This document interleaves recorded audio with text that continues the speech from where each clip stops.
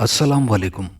دلچسپ، خوفناک اور پراسرار کہانیوں کے لیے چینل کو سبسکرائب کیجیے اور بیل آئیکن پریس کر دیجیے تاکہ نیکسٹ ویڈیو کا نوٹیفیکیشن آپ کو بآسانی ملتا رہے۔ یہ کہانی میرے دوست کی حقیقی زندگی کی کہانی ہے، جسے سن کر آپ کو اندازہ ہوگا کہ کیسے اس کی زندگی عذاب بنی اور پھر میں نے کیسے اس کی مدد کی۔ یہ کہانی میں اس کی زبانی بیان کر رہا ہوں۔ ہماری چھوٹی سی فیملی میں ابو، امی اور ہم دو بھائی شامل ہیں۔ ابو چونکہ سرکاری ملازم تھے، اس لیے ان کا تبادلہ قریب کے ایک شہر میں ہو گیا۔ ہم سب سے پہلے دادی کے گھر میں رہتے تھے۔ ابو کو مشکلات کا سامنا نہ ہو تو ہم سب نے ابو کے ساتھ جا کر دوسرے شہر میں الگ گھر میں رہنے پر اصرار کیا۔ میں اس وقت 12ویں جماعت کا طالب علم تھا اور میرا بھائی 8ویں میں زیر تعلیم تھا۔ ہم نے شہر آ کر بھی تعلیم کا سلسلہ جاری رکھا۔ نئے اسکول میں پہل ہمیں مشکلات ہوئیں، کچھ خاص دوست بھی نہیں بنے، نئے ماحول سے ہم مانوس نہ ہو پائے، مگر پھر بھی مجبوری میں اسی اسکول میں ہی پڑھنا پڑا۔ جیسے مرتا کیا نہ کرتا، وہ مثال ہم پر بالکل صادق آتی تھی۔ ابو کے ایک قریبی دوست نے انہیں شہر کے مکان کے بارے میں رائے دی۔ ہمیں بھی جلد ہی مکان چاہیے تھا، تو ابو نے دوست کے مشورے پر عمل کر کے مکان لینے کی حامی بھر لی، مگر وہ مکان خاصا بوسیدہ اور پرانے وقتوں کا بنا تھا۔ مجبوری میں ہمیں اسی مکان میں رہنا پڑا، تو ابو نے فوراً مکان لینے کی حامی بھر لی۔ اس مکان کا کرایہ بھی معقول تھا اور جلدی میں کوئی دوسرا مکان بھی ہاتھ نہ آ رہا تھا۔ چنانچہ ہم سب مکان میں شفٹ ہو گئے۔ مکان کے دروازے خالص موٹی لکڑی کے بنے ہوئے تھے۔ لکڑی کے دروازے پر باہر کی طرف بہت عجیب قسم کی انگور کی بیل، جو اوپر تلے پورے دروازے کو گھیرے ہوئی تھی۔ مکان پرانا مگر مضبوط ضرور تھا۔ مکان پرانی سی گلی کے آخری کونے میں تھا۔ بازار کافی دور تھا۔ ہمارے آس پڑوس میں بھی کوئی مکان نہ تھا۔ تنگ گلی اور خوفزدہ تھی۔ دھوپ کا تو جیسے اس گلی سے کوئی ناتا ہی نہ تھا۔ ہمیں سامان لینے دور بازار میں بائک پر جانا پڑتا۔ آہستہ آہستہ ہمارا دل لگنے لگا۔ امی سارا دن گھر کا کام کرتی، ابا بھی ڈیوٹی کر کے شام کو گھر لوٹتے۔ ہمیں یہاں آئے تقریباً 1 ہفتہ ہو گیا تھا، مگر اس ہفتے میں کئی ناقابل یقین تبدیلیاں رونما ہوئی تھیں، جسے ہم نظر انداز کر دیتے۔ کبھی کچن سے برتن خود بخود گر جاتے، کبھی اسٹیل کے گلاس آپس میں یوں بجنے لگتے کہ ان کی آواز کانوں کو چیر دینے والی ہوتی۔ کبھی کبھار تھالی میں چمچ کوٹنے کی آواز آتی، جیسے کوئی بچہ کئی دنوں سے بھوکا تھالی میں پڑنے والے کھانے کا منتظر ہو۔ دروازہ بھی زور زور سے بجتا۔ ہمیں لگتا کوئی فقیر ہے، مگر جب دروازہ کھولتے تو ماں سوائے گلی کے گھپ اندھیرے کے کچھ نظر نہ آتا۔ یہ کوئی غیر معمولی تبدیلیاں نہیں تھی۔ اکثر میرا چھوٹا بھائی ڈر سا جاتا اور رونے لگتا، پھر میں اسے بمشکل چپ کرواتا۔ اس پورے گھر میں ایک جگہ ایسی تھی جو مجھے سب سے زیادہ عجیب لگتی تھی۔ وہ تھی گھر کی سیڑھیاں۔ اس گھر کی سیڑھیاں بہت پرانی بنی ہوئی تھی۔ ان سیڑھیوں کی اینٹیں بہت سخت اور مضبوطی سے جمی ہوئی تھی۔ ایک سیڑھی سے دوسری سیڑھی کے درمیان بہت فاصلہ تھا کہ اگر کوئی سیڑھی اترے تو پھلانگ نہ پڑے۔ ان سیڑھیوں میں ایک انجانا سا خوف اور وحشت تھی۔ ان سیڑھیوں کے بالکل نیچے ایک چھوٹا سا دروازہ تھا، جس پر جالوں سے بھرا ہوا پتھر کا مضبوط تالا لگا ہوا تھا۔ یوں لگتا تھا جیسے بہت نایاب قسم کا تالا ہو۔ چونکہ سیڑھیاں زیادہ تھیں اور ان کے نیچے دروازہ تھا، تو ہمیں کبھی محسوس نہ ہوا کہ نیچے کوئی دروازہ بھی ہے۔ مگر امی کو جب معلوم ہوا تو وہ خوفزدہ ہو گئی، چونکہ اس چھوٹے کمرے کا دروازہ بہت بوسیدہ تھا۔ دروازے کو دیکھ کر لگتا تھا جیسے اندر بہت اندھیرا ہوگا۔ پورا دروازہ مکڑی کے جالوں سے بھرا ہوا تھا۔ امی نے تالا دیکھا تو انہیں تجسس ہوا۔ مجھ سے تالا نہ ٹوٹا تو میں قریبی دکان سے ایک میکینک کو لے آیا۔ اس نے اپنے قیمتی اوزاروں سے تالا توڑا۔ پھر دروازہ یکدم نہیں کھلا، بلکہ دھیرے دھیرے کھلنے کی آواز آئی، جیسے دروازہ اپنی برسوں کی تھکان نکال رہا ہو۔ جو ہی دروازہ کھلا، ایک خوفناک چیختی ہوئی آواز باہر کو آئی۔ آواز اس قدر خوفناک تھی، امی کو لگا جیسے ان کا دل باہر آ جائے گا۔ سانسوں کی رفتار تیز ہونے لگی۔ میکینک بھی خوفزدہ ہو کر کوئی معاوضہ لیے بنا ہی دم دبا کر رفو چکر ہو گیا۔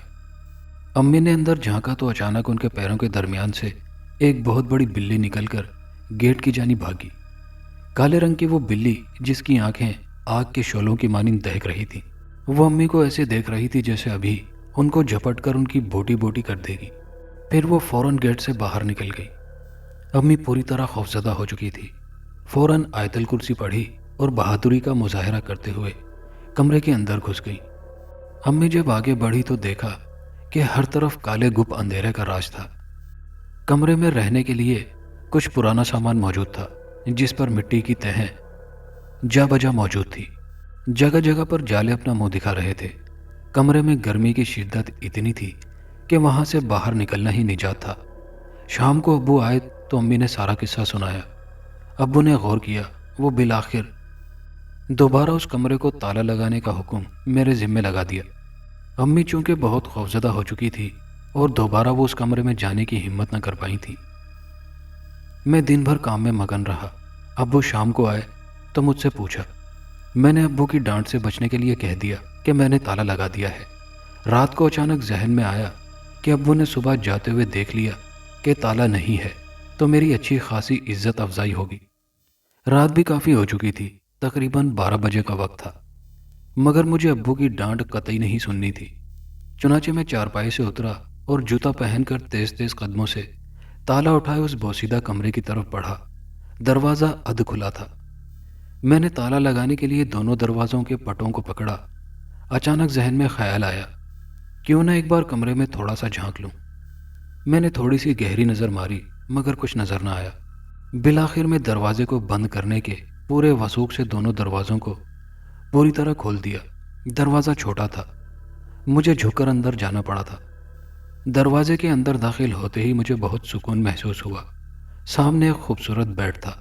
بیڈ کے کنارے قیمتی فانوس اور ارد گرد رنگ برنگے پھول اپنی خوبصورتی اور مہک کا ثبوت دے رہے تھے۔ یوں لگ رہا تھا جیسے پہلی رات کی دلہن کے لیے کمرہ سجایا گیا ہو۔ پورے کمرے میں بہت مسحور کن، سانسوں کو مہکا دینے والی خوشبو آ رہی تھی۔ پورا کمرہ روشنیوں سے جگمگا رہا تھا، حالانکہ وہاں کوئی لائٹ موجود نہیں تھی۔ مجھے حیرانی سے زیادہ خوشی ہو رہی تھی۔ ایسا خوبصورت کمرہ تو میں نے اپنی ساری زندگی میں نہیں دیکھا تھا۔ پھولوں سے سجے بیڈ کے عین اوپر کی دیوار پر ایک حسین دلہن کی بہت بڑی تصویر لگی تھی۔ دلہن بہت خوبصورت اور پرکشش تھی۔ اسے دیکھ کر ایسا لگ رہا تھا جیسے وہ میری طرف ہی دیکھ کر مسکرا رہی ہو۔ اس کے علاوہ اس تصویر کو دیکھ کر مجھے چند سیکنڈ کے لیے احساس ہوا جیسے اس لڑکی کی پلکیں جھپک رہی ہوں۔ دلکش مسکراہٹ اور من موہنے مکھڑے والی دلہن کو دیکھ کر میں تو مجنوں بن چکا تھا۔ مجھے بہت اچھا محسوس ہو رہا تھا۔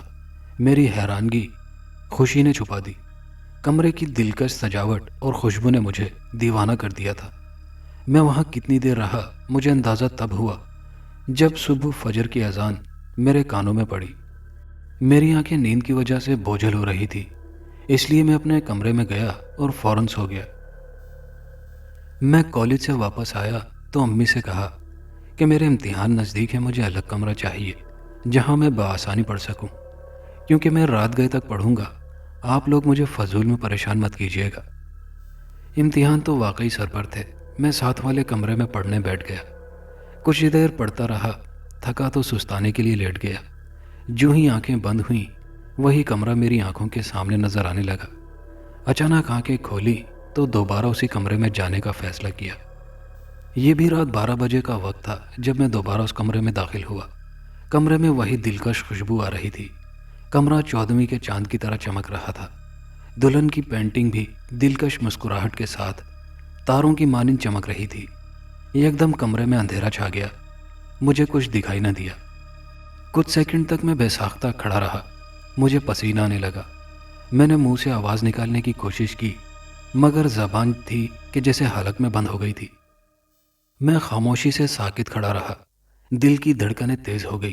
یہ میرے لیے شدید خوف کا لمحہ تھا۔ یکدم آنکھوں میں پڑنے والی تیز روشنی نے آنکھوں سے پانی نکال دیا۔ میں نے آنکھوں پر ہاتھ رکھ کر ادھر ادھر دیکھنے کی کوشش کی۔ سامنے کیا دیکھتا ہوں کہ ایک نہایت خوبرو حسینہ جو کہ حسن کا پورا پیکر لگ رہی تھی میرے بالکل سامنے کھڑی ہے۔ وہ اس قدر حسین تھی کہ میں مسلسل اسے دیکھتا رہا۔ اس کے بال گھنے اور کالے تھے، آنکھوں میں عجیب سی چمک تھی اور چہرے میں اتنی کشش تھی کہ میں پاگلوں کی طرح آنکھیں پھاڑ پھاڑ کر اس کی طرف دیکھ کر حیران رہ گیا تھا۔ اس کی شکل و صورت تصویر والی دلہن سے بہت مل رہی تھی۔ میں نے اچانک دیوار پر وہی تصویر دیکھنا چاہی۔ میری آنکھیں حیرت سے پھٹی رہ گئیں۔ وہاں کوئی تصویر موجود نہ تھی۔ وہ لڑکی مجھے دیکھ کر مسکرانے لگی اور میرے بہت قریب آ کر اس نے میرے کانوں میں سرگوشی کی۔ گھبراؤ مت، آرام کرو، وہ بہت دھیمے لہجے میں بولی۔ تم کون ہو؟ اتنی خوبصورت کون ہو تم؟ وہ کھلکھلا کر ہنس پڑی۔ اس کے ہونٹ گلاب کی پنکھڑی کی مانند تھے اور دانت ہیرے سے بھی زیادہ سفید اور چمکدار۔ جب وہ مڑی تو اس کی حسین کالی زلفیں کسی ناگن کی طرح بل کھاتی ہوئی اس کی کمر کو چھو رہی تھی۔ وہ بیڈ پر براجمان ہو گئی۔ میرا نام مہک افروز ہے اور میں تمہیں چاہتی ہوں۔ جب تم پہلی بار اس کمرے میں آئے تھے مجھے تبھی تم سے محبت ہو گئی تھی، مگر تم تو مجھے نظر نہیں آئی۔ وہ اٹھی اور میرے قریب آ گئی اور اپنے معصومانہ اور پیارے چہرے سے مجھے دیکھنے لگی اور ملائم ہاتھوں سے میرے سر پر انگلی رکھتے ہوئے کہنے لگی، اپنے دماغ پر زور مت ڈالا کرو، میں تمہاری دیوانی ہوں، بس یہ جان لو۔ مجھے یہ سن کر بہت خوشی ہوئی۔ میں اس مجسم حسن کی دیوی کو دیکھ کر اس کا عاشق بن گیا تھا۔ پھر میں نے بھی اس سے محبت کی حامی بھر لی۔ تنہا رات کے تنہا لمحوں میں نے اسے اپنی باہوں میں بھر لیا۔ مہک افروز نے مجھ سے کہا کہ وہ روز 12 بجے کے بعد اس سے ملاقات کرے گی، کیونکہ میں تمہاری بھلائی چاہتی ہوں۔ 12 بجے کے بعد سب سو جائیں گے، تم مجھ سے ملنے آؤ گے تو کسی کو بھی معلوم نہ ہوگا۔ میں نے مہک افروز کی بات پر عمل کرتے ہوئے روز 12 بجے کے بعد اس سے ملنا شروع کر دیا۔ جو ہی میں کمرے میں داخل ہوتا وہ میری منتظر کھڑی ہوتی۔ میں گھنٹوں اس سے محبت بھری باتیں کرتا۔ پیار کا رشتہ جنم لے چکا تھا۔ مجھے تقریباً 1 مہینہ ہو گیا تھا۔ مہک افروز سے ملاقات کرتے دل بے قرار رہتا تھا۔ دل چاہتا تھا کہ اسے ہمیشہ کے لیے اپنا بنا لوں۔ میں تمہاری پیاسی ہوں، وہ سرگوشی کرنے لگی۔ میں نے اسے خود سے الگ کیا۔ کیا مطلب؟ کیا کہہ رہی ہو؟ میں حیرانگی سے گویا ہوا۔ جانا تمہاری محبت کی۔ میں مسکرایا اور اسے گلے سے لگا لیا۔ تم جانتے ہو میں کون ہوں؟ ہاں جانتا ہوں، میں مسکراتے ہوئے بولا۔ اس نے زبردست قہقہا لگایا اور کہا، اگر جان جاؤ تو تم بھاگ جاؤ۔ کیا مطلب؟ ہاں سچ کہہ رہی ہوں میں۔ میری آنکھیں حیرت سے پھٹی کی پھٹی رہ گئیں۔ میں نے اس کی آنکھوں میں جھانکا تو وہ قہقہا لگا کر ہنسنے لگی۔ اتنے حیران کیوں ہو رہے ہو؟ تمہیں کیا لگا میں کوئی ڈائن ہوں؟ کتنے ڈرپوک ہو تم۔ اوہو، حد کرتی ہو۔ میں بھی ہنس دیا۔ سنو، میں انسان نہیں ہوں۔ اب وہ سیریس ہو گئی تھی۔ میں یکدم بیڈ سے اٹھا۔ ہاں میں انسان نہیں ہوں، پری ہوں۔ محض افروز تم بہت مذاق کرنے لگی ہو۔ مجھے خوفزدہ مت کیا کرو۔ میں جانتا ہوں پریاں خوبصورتی کا پیکر ہوتی ہیں اور تم واقعی کسی پری سے کم نہیں ہو۔ میں روز مہک افروز سے ملتا اور ہم گھنٹوں پیار بھری باتیں کرتے۔ میں اس کے حسن اور عشق میں اس قدر گرفتار ہو گیا تھا کہ سنبھلنے کا ہوش ہی نہ رہا۔ کئی دن بیت گئے، ہم روز ملتے اور عشق و محبت میں پاگل ہو گئے تھے۔ ایک دن مہک افروز نے مجھ سے کہا کہ وہ میری دلہن بننے کی خواہش مند ہے۔ میں نے محبت سے اس کے ہاتھ تھامے۔ بس اتنی سی بات، میں تمہارا ہی ہوں، میں نے قدرے پیار سے کہا۔ جانتی ہوں، وہ مسکرائی، مگر مجھے تم سے کل ہی شادی کرنی ہے۔ وہ کسی ضدی بچے کی طرح ضد کرنے لگی۔ کل؟ اتنی جلدی؟ ہاں کل۔ وہ سنجیدہ ہو گئی۔ کل تمہیں 12 بجے نہیں آنا۔ تو پھر میں کب آؤں؟ میں نے سوالیہ نظروں سے مہک کو دیکھا۔ جب 1 بجنے میں ٹھیک 1 منٹ کم ہو تم ٹھیک اسی وقت پر یہاں آ جانا۔ یاد رہے، 1 بھی منٹ آگے پیچھے مت ہونے دینا، ورنہ میں ہمیشہ کے لیے تم سے دور ہو جاؤں گی۔ اس کے لہجے میں سختی تھی۔ مہک تم ایسا کیوں کہتی ہو؟ بچھڑنے کی باتیں مت کیا کرو۔ تم تو میرا سارا جہاں ہو، میں ضرور آؤں گا، بے فکر رہو۔ ہاں یاد رہے، کل تمہیں دلہے کے لباس میں آنا ہوگا۔ میں مسکرایا۔ ہاں میں بھی دلہا بن کر آؤں گا اپنی پیاری دلہن کو لینے کے لیے، مگر ہاں یاد رہے وہ مجھے کچھ اور بھی چاہیے۔ مہک اپنے ہاتھوں کو دیکھنے لگی۔ کیا مہک، ہچکچاؤ مت، بتاؤ کیا چاہیے تمہیں؟ میں دنیا کی ہر چیز تمہارے قدموں میں لا کر رکھ دوں گا۔ مجھے کالی سیاہ بلی چاہیے، اچانک وہ بھاری آواز میں بولی۔ اس کی آنکھیں شعلوں کی مانند دہک رہی تھی۔ میں اس کی صورت دیکھتا رہا، تھوڑی دیر تک یوں ہی دیکھتا رہا، مگر پلک جھپکتی اس کا چہرہ نارمل ہو گیا تھا۔ تم کالی بلی کا کیا کرو گی؟ میں نے سوالیہ انداز میں پوچھا۔ اس کا مطلب نہیں لا کر دو گے؟ وہ روٹھے پن سے بولی، ایسی بات نہیں ہے، تم پر تو میری جان بھی قربان ہے۔ صبح کا سورج پوری آب و تاب کے ساتھ چمکا تھا۔ آج میرا دل بھی سورج کی کرنوں کی مانند چمک رہا تھا۔ میں بے صبری سے رات کے ان پہروں کا انتظار کر رہا تھا جن پہروں میں وہ میری ہونے والی تھی۔ بہت مشکل سے میں نے ایک کالی بلی حاصل کی جسے دیکھ کر مجھے خوف آیا، مگر پھر میں نے وہ پنجرے میں بند کر دی۔ ٹھیک جب 1 بجنے میں 1 منٹ کم تھا تو میں دولہے کی طرح تیار ہو کر کمرے کی جانب چل دیا۔ جو ہی میں کمرے میں داخل ہوا، پنجرے میں بیٹھی بلی میرے ہاتھ سے نکلی اور تیزی سے کمرے میں بھاگنے لگی۔ کچھ ہی لمحوں میں وہ کہیں غائب ہو گئی تھی۔ چند سیکنڈ بعد خوفناک قسم کی آواز آئی، جیسے اس بلی کو کسی نے چیر پھاڑ ڈالا ہو۔ تھوڑی دیر مجھ پر سکتہ طاری رہا۔ اچانک روشنیاں تیز ہونے لگی۔ کمرے کی حالت پہلے سے بہت مختلف تھی۔ بیڈ کی جگہ خوبصورت لمبے پردے لگے تھے۔ میں آگے بڑھا اور ان پردوں کو ہٹایا۔ جو ہی پردے ہٹے وہاں ایک دروازہ تھا۔ اسے کھولتے ہی میں آگے بڑھا۔ حیرت سے میری آنکھیں پھٹی کی پھٹی رہ گئی، پلکیں جھپکنا بھول گئی۔ سامنے ایک بہت بڑا اور عالیشان محل تھا جس کے دائیں بائیں گھاس اور رنگ برنگے پھول اپنی خوبصورتی کا ثبوت دے رہے تھے۔ کچھ نوجوان لڑکیاں میرے استقبال کے لیے پھولوں کی ٹوکریوں میں سرخ گلاب کی پتیاں لیے کھڑی تھیں۔ انہوں نے مجھ پر پھول نچھاور کیے۔ میں چند قدم آگے بڑھا تو کوئی بہت ضعیف بڑھیا چہرہ موڑے کھڑی تھی۔ اس کے بالوں کی رسائی کمر تک تھی، مگر بال بالکل سفید اور بکھرے ہوئے تھے۔ کچھ پل بعد وہ میری طرف مڑی تو اسے دیکھ کر میں دنگ رہ گیا۔ حیرت کا شدید جھٹکا لگا، خوف میری رگوں میں دوڑنے لگا۔ میرے آس پاس خوف کا سایہ منڈلانے لگا۔ دل کی دھڑکن تیز ہونے لگی۔ بڑھیا کے نوکیلے دانتوں سے خون بہہ رہا تھا۔ ہاتھوں کے ناخن اس قدر لمبے تھے جیسے کسی کو قتل کرنے کے لیے رکھے ہوں۔ اس کی شکل انتہائی خوفناک تھی۔ بڑھیا کی آنکھیں بالکل سیاہ تھی اور چہرے کو دیکھ کر لگتا تھا جسے کئی ہزاروں سال سے جی رہی ہو۔ مجھے اس کی آنکھوں میں دیکھ کر مزید خوف آنے لگا۔ وہ چڑیل نما بڑھیا دلہن کے لال جوڑے میں تھی۔ الٹے پاؤں سے وہ میری طرف آنے لگی۔ میں سر سے پاؤں تک پسینے میں نہا چکا تھا۔ خوف اور وحشت کے عالم میں میرے تن بدن میں کپ کپاہٹ طاری ہو گئی۔ میں ساکت کھڑا رہا۔ ڈر اور خوف کے اس عالم میں میرے منہ سے کوئی الفاظ نہ نکل سکا۔ اس کے گلے سے خوفناک آواز نکلی، ارسلان، اپنی شادی کے دن اتنا خوف اچھا نہیں ہوتا۔ شادی کا دن تو خوشیوں کا دن ہوتا ہے۔ اب جلدی چلو، وقت ہوا چاہتا ہے۔ دل نے زبان کا ساتھ دیا۔ بمشکل میرے گلے سے آواز نکلی، کون ہو تم؟ وہ چڑیل نما بڑھیا خوفناک انداز میں ہنسی۔ اس کے منہ سے خون بہہ رہا تھا۔ اس کے ساتھ ہی تمام موجود لوگ بھی خوفناک شکلوں میں بدل گئے تھے۔ محل کسی پرانے کھنڈر کی طرح ہو گیا تھا۔ سیاہ اندھیرا چھانے لگا تھا۔ یہ سب کیا ہے؟ کون ہے؟ مجھے اپنے دل کی دھڑکن کی آواز کانوں میں محسوس ہو رہی تھی۔ دل اچھل اچھل کر باہر آنے کی کوشش کر رہا تھا۔ ارسلان، میری جان میں تمہاری محبوبہ مہک افروز ہوں۔ آس پاس کے تمام لوگ میری طرف دیکھ کر ہنسنے لگے۔ ان لوگوں کے سر ان کے ہاتھوں میں تھے اور تن سے جدا تھے۔ منہ سے خون کی ندیاں بہہ رہی تھی۔ یہ منظر میرے لیے خوفناک ترین تھے۔ آئیے پنڈت جی، جلدی کیجیے، وہ بڑھیا زور سے چلائی۔ آج اماوس کی کالی رات ہے۔ اگر میری شادی آج اس سے نہ ہوئی اور اس نوجوان لڑکے کو میں نے حاصل نہ کیا تو میری خوبصورتی اور جوانی ہمیشہ کے لیے ختم ہو جائے گی۔ میں خوف کی وجہ سے ہکا بکا ادھر ادھر دیکھنے لگا۔ نجات کا کوئی راستہ نظر نہ آ رہا تھا۔ پنڈت کے ماتھے پر سرخ اور کالے رنگ کے لمبے لمبے ٹیکے لگے تھے۔ پنڈت کے آگے خوفناک قسم کی کھوپڑی رکھی تھی جس کی آنکھوں سے خون پھوٹ رہا تھا۔ اس کے ہاتھ اور زبان کالی سیاہ تھی۔ وہ بالکل کسی دیو کی مانند لگ رہا تھا۔ اتنا بھیانک منظر میں نے اپنی زندگی میں پہلے کبھی نہیں دیکھا تھا۔ خوف سے میری آنکھیں بھرنے لگی۔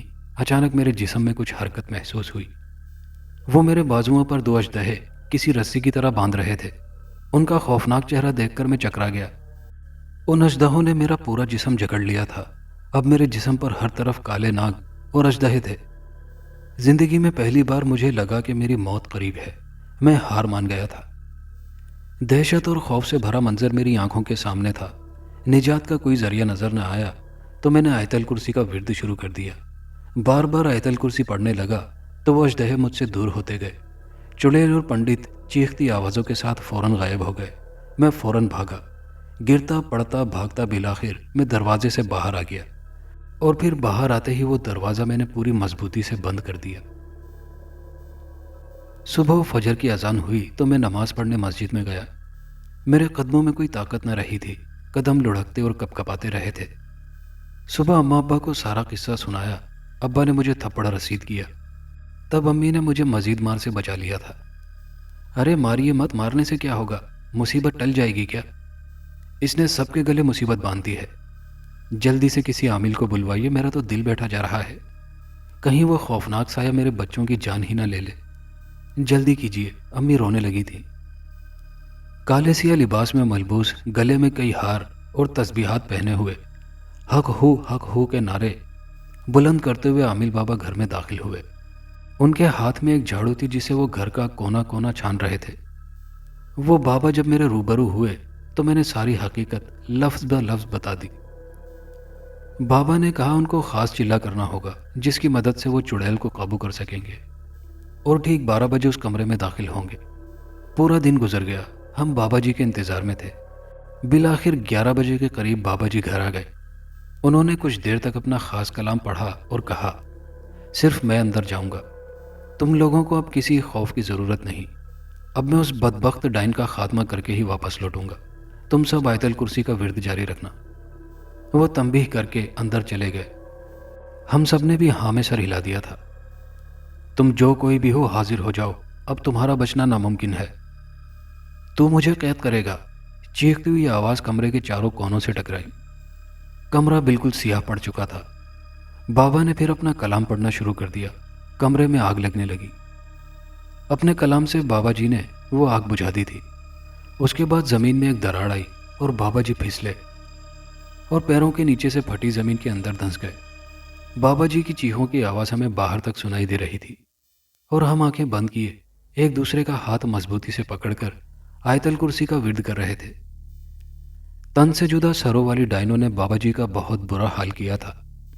انہیں ایک کونے سے دوسرے کونے تک گھسیٹ گھسیٹ کر تکلیف پہنچائی جا رہی تھی۔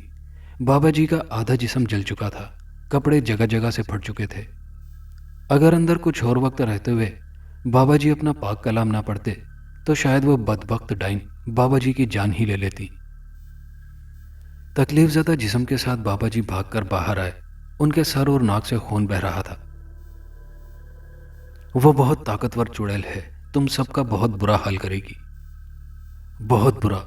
لڑکے تم نے اس سے مل کر اچھا نہیں کیا، وہ شیطان ہے، شیطان۔ بابا جی بلند آواز میں ہاتھ بلند کر کے بولتے گئے اور تیزی سے دروازے سے نکل کر بھاگ گئے۔ امی کے رونے کا سلسلہ جاری تھا۔ ابو مجھ پر شدید برہم ہو رہے تھے۔ چھوٹا بھائی تو خوف کے مارے بے ہوش ہو چکا تھا۔ سب ڈر اور خوف سے سہمے ہوئے تھے۔ ابو نے ہم سب کے گلے میں تعویذ ڈال دیے تھے، اور ہم سب نے فیصلہ کر لیا تھا کہ صبح کی پہلی کرن نکلتے ہی ہم یہ گھر چھوڑ دیں گے۔ صبح ہوتے ہی ہم نے سارا سامان پیک کر لیا، سب گھر سے باہر نکل گئے۔ میں بھی دروازے سے باہر نکل ہی رہا تھا کہ یکدم میرے پاؤں سے کسی نے مجھے شدید قوت کے ساتھ کھینچا۔ میں گھسیٹتا ہوا اسی کمرے کے دروازے پر جا پہنچا۔ میں تمہیں نہیں چھوڑوں گی، کبھی نہیں۔ تم نے مجھے اپنا خون نہ پلا کر بہت بڑی غلطی کر دی۔ تمہارا خون میری جوانی کا راز تھا، تم نے مجھے بوڑھا کر دیا۔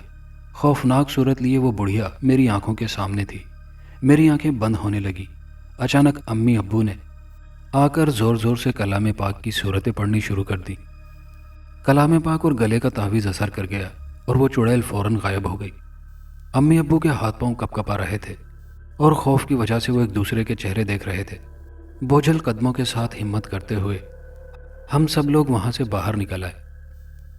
پھر جو ہی ہم باہر نکلے، خوفناک چیختی ہوئی آوازیں آنے لگی، ایسی آوازیں جیسے کوئی اپنے قریبی کے مرنے پر نوحہ کنا ہو۔ دوسرے شہر آ کر میری حالت کچھ ٹھیک نہ رہی۔ دن رات مجھے کبھی مہک افروز کا چہرہ اپنے پاس بلاتا تو کبھی اس خوفناک چڑیل کا چہرہ میری آنکھوں کے آگے ہوتا۔ تب میری بند آنکھیں بھی فوراً سے کھل جاتی۔ دن رات وہ چڑیل مجھے خوار کرنے لگی تھی۔ مجھے اس سے عشق کرنے کی غلطی کی سزا مل گئی تھی۔ میرا چہرہ بدنما ہو گیا تھا، بال بڑھ چکے تھے، لوگ مجھے پاگل کہنے لگے۔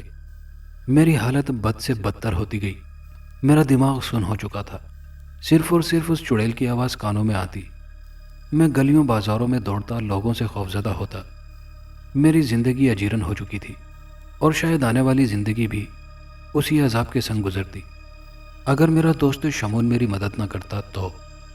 ارسلان سے میری پہلی ملاقات کالج میں ہوئی تھی۔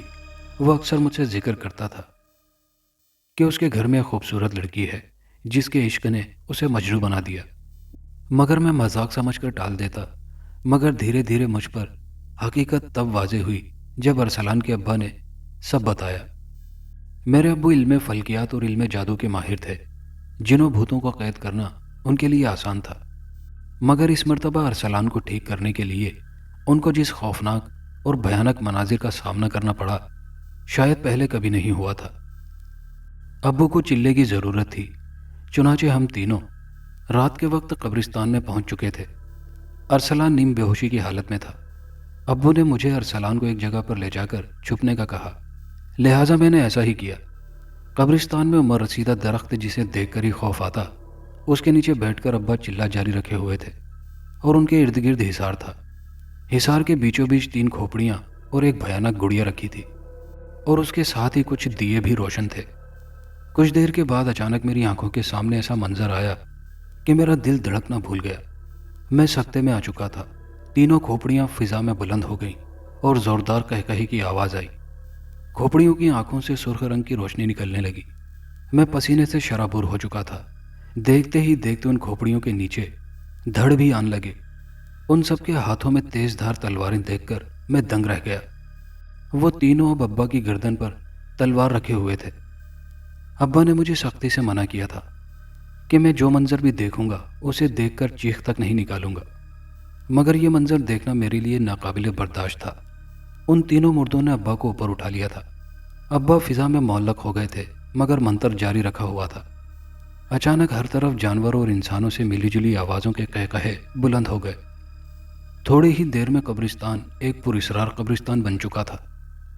خوف کے سائے ہر طرف منڈلانے لگے تھے، اور میں تقریباً رونے ہی لگا تھا۔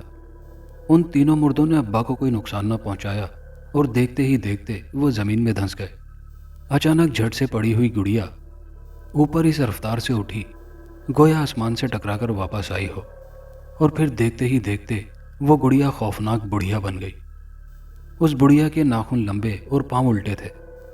اس کے جسم کی بدبو مجھے کئی فٹ کی دوری پر بھی آ رہی تھی۔ جھریوں زدہ چہرے کے آگے سفید بال لٹک رہے تھے، اور وہ زور زور سے قہقہے لگانے لگی تھی۔ اچھا کیا تو حاضر ہو گئی، اب اس لڑکے کی جان چھوڑ دے، اسے عام زندگی گزارنی ہے۔ کبھی نہیں، کبھی بھی نہیں، اس نے میرے ارمانوں کا خون کیا ہے، مجھے اپنا خون نہ پلا کر ہمیشہ کے لیے بوڑھا کر دیا، میں اسے کبھی معاف نہیں کروں گی۔ اس بڑھیا کی آواز میں ایسا جوش تھا کہ آواز قبرستان کے چاروں کونوں سے ٹکرا کر آ رہی تھی۔ اور تو اسے بچانے آیا ہے؟ جا یہاں سے، ورنہ تجھے بھی زندہ نہیں چھوڑوں گی۔ اس نے اپنا ہاتھ نکال کر ابا کی طرف بڑھایا۔ اس کا ہاتھ لمبا ہوتا گیا، اور اس نے ابا کی گردن کو زور سے پکڑ لیا تھا، گویا ان کی زبان حلق میں اٹک گئی ہو۔ میری بھی آنکھوں سے آنسو رواں ہو گئے، اور میں نے ابا کی بات نہ مان کر غلطی کر دی تھی۔ ابو جی، چھوڑو انہیں۔ میری آواز میں کپکپاہٹ تھی، اور میرا دل زور زور سے دھڑک رہا تھا۔ اس بڑھیا نے حقارت اور غصے سے بھری نظروں سے مجھے دیکھا۔ نہیں چھوڑوں گی۔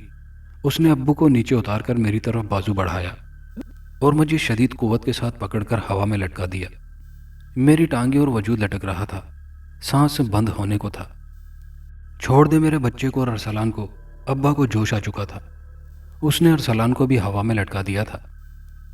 پھر ابا نے اپنا منتر تیزی سے پڑھنا شروع کر دیا۔ دیکھتے ہی دیکھتے ابا کے پاس کانچ کی ایک بڑی شیشی آ گئی۔ نہیں، یہ شیشی دور کر دو، دور کر دو اسے۔ تو پھر چھوڑ دو دونوں کی جان، ورنہ قید کر دوں گا۔ تو جانتی نہیں میں بہت طاقتور عامل ہوں۔ چڑیل کو غضب کا غصہ آ چکا تھا، اس نے فوراً ہم دونوں کو زمین پر پٹکا۔ ابا نے اونچی آواز میں منتر پڑھا، اور چڑیل چیخنے لگی۔ نہیں، اس کی چیخ چاروں طرف پھیل چکی تھی۔ ابا نے ہر طرف آگ لگا دی تھی، اس چڑیل کے چاروں طرف آگ تھی۔ ابا کے منتر کی آواز سے وہ بے ہوش ہو چکی تھی، اور یوں لگ رہا تھا جیسے آگ نے اسے جلا دیا ہو۔ اس کی راکھ اڑ کر خود بخود شیشی میں آ گئی، اور وہ ہمیشہ کے لیے قید ہو گئی۔ ابا نے خوشی سے ہم دونوں کی طرف دیکھا، اور ہم تینوں واپس گھر کو لوٹ آئے۔